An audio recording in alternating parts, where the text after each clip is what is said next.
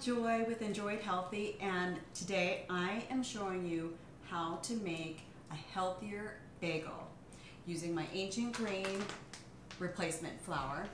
Not only is this a healthier bagel recipe, but you can also use it for pretzel buns and soft pretzels. If you like this video, please give me a thumbs up and subscribe. And if you hit the bell and then don't forget to select all, you'll get notifications of all my other videos. So I'm doubling this recipe because I have this Mac Daddy large capacity mixer, but the original recipe that's going to be down below is great in a KitchenAid, your KitchenAid mixer. Okay, so we have 6 ingredients. It is flour. So now I'm using my ancient grain flour. We have a plant-based milk. I'm using my homemade oat milk. I have a sweetener in the form of organic coconut sugar. I have sea salt. I have some Saf instant yeast, and I have some avocado oil. Okay, if you've not pulled the trigger and purchased my ancient grain flour, my 1-for-1 replacement flour, you can use this recipe with bread flour. Okay, my flour is going to be healthier, you're going to get the nutrients in it, but that's the beauty of my ancient grain replacement flour. You can use it 1-for-1 in any recipe that calls for all-purpose or bread flour. Okay, so let's get started. We're just going to take our plant-based milk, and we're going to mix our sweetener and our oil and our salt, and we're going to warm that up in the microwave for like a minute or so. So it's just kind of like lukewarm to the touch. Okay, our milk mixture is warm. Again, I used oat milk. You could use almond milk. You could use regular milk. But this channel is all about healthy alternatives and substitutes. So I'm just going to add this milk mixture to my bowl. All the good stuff in there. Okay. And we are going to add the Saf instant yeast. Right now we're going to add 3/4 of the flour. Okay, everything's coming together. This is what it looks like. Now I'm going to add the rest of the flour. Okay, so we've got it pretty much all incorporated. Now I'm just going to let this run on a medium speed for 8 minutes and really get, using a dough hook, just let it run for 8 minutes. I'm going to develop that gluten. We let that go for 8 minutes, and all we have to do is let it take a little nap. Okay, so we've got a little cover here, and I'm just going to cover that and leave it sit right here. It's nice and warm, and that's going to sit for 1 hour. So it proofed for about an hour, and it's nice and soft, you can see. So I'm just going to do a quick knead just to get it off of the blades. That would be like punching it down if you did it by hand. Okay, so now we're going to scoot this over. We're going to take a little bit of bench flour, and on a clean surface we're going to turn this dough out. I just want to show you a couple different other things you can do, and one is to make soft pretzels, because I use the same dough. Now I'm kind of trying to get this into a rectangle. It doesn't have to be perfect because we'll be fixing it, but there are very little differences. There are differences, but there are very little differences between soft pretzel and a bagel. Okay, so it's the boiling time, it's whether you add baking, so there are a couple different factors, but this recipe, my recipe, is a kind of a combination of the two. So I use the same recipe for my bagels as I do my soft pretzels, and also my pretzel buns. To make the soft pretzels, you're going to just cut some strips. So you don't want to put too much flour on there. You want to just roll this out to like a snake, and then we're going to cross. I like to cross it twice and then pinch it together to make the pretzel shape. Okay, so I'll do those too, but I want to also show you a pretzel bun. Like you could use this for sandwiches or whatever. And with the seam down, just gonna kind of make a little, push a little bit into the countertop. And for the bagels, we're going to just divide this into 8 pieces. 1, 2, and sometimes you can even just tuck the corners in. Just form that. That kind of gets rid of the seam. And then what I do is I just literally stick my finger in there and just sort of make a little hole.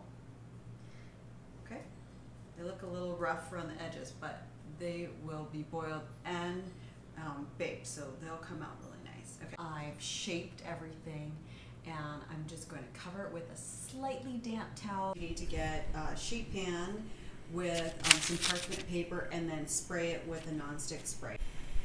And you also need to get a sheet pan lined with either paper towels or a clean kitchen towel like this, because you're going to transfer the bagels from the water to here and then place it on the baking sheet with a parchment paper.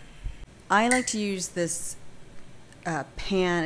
It's a commercial baking pan, but you can use a Dutch oven or some kind of pot on the stove. You just want to add a couple things to the water, and you're just going to do it in batches. You don't want to overcrowd, but you're going to add a can of beer. So in the wintertime when I do this, I usually have like a darker stout on hand, but I have this awesome Arizona orange blossom beer. I'm just going to add that here. Now that's going to bring the temperature down a little bit, so you want to let that get back up there before. It's got to be like a rapid boil before you start. Okay, the other things I'm going to add is a tablespoon per 6 cups of water. So I've got 24 cups of water in there, and so that is about a 1/4 cup of baking soda. Woo! Actually, I'm going to do not quite that much so it doesn't bubble over. And then I'm also going to add about a teaspoon per 6 cups, and all these ingredients and measurements will be down below. A teaspoon per 6 cups of salt. So the other things you need to get together are an egg wash, so that your toppings will stick to the bagels before you put them in the oven. Start with a pretzel.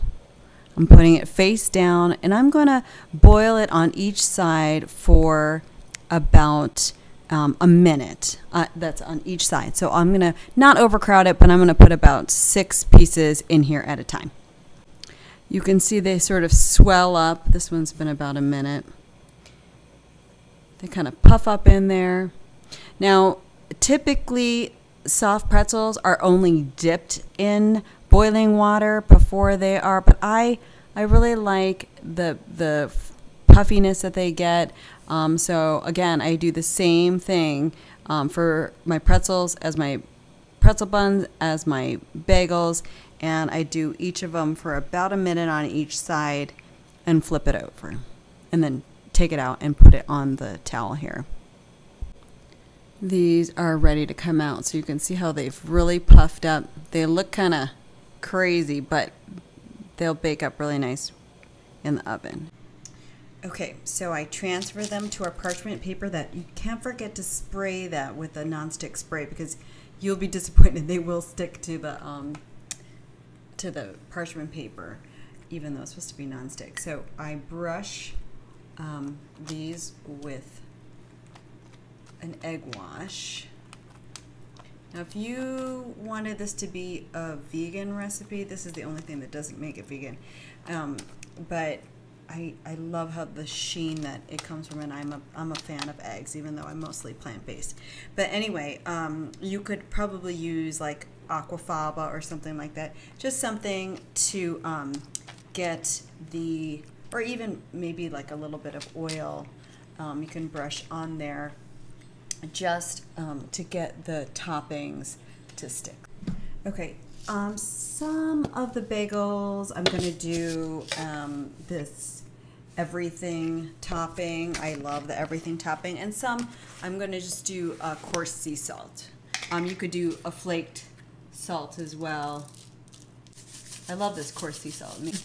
I'm just going to cut an X in there, and after I salt them with a pair of scissors. My oven is preheated at 375, and I'm going to pop them in there, and they'll take about, I would say, 25 minutes or so. I just pulled them out of the oven. Did those look awesome or what? It's amazing what's out there. There's so many cool, healthier substitutes. This is a cream cheese by Sparrow. It's a cream cheese substitute, and it's made from sunflower. So we're going to try that on our bagel today.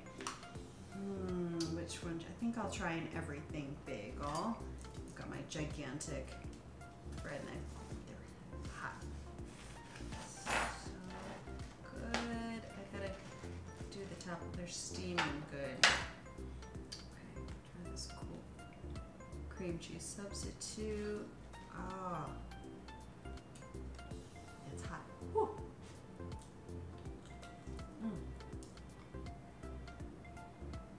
So soft on the inside, and it's got that nice bagel outer crust.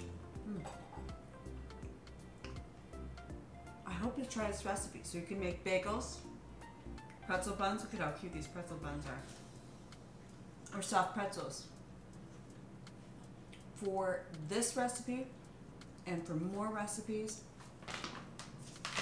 that use my ancient grain replacement flour, visit enjoyedhealthy.com. It's right below. Thanks for watching.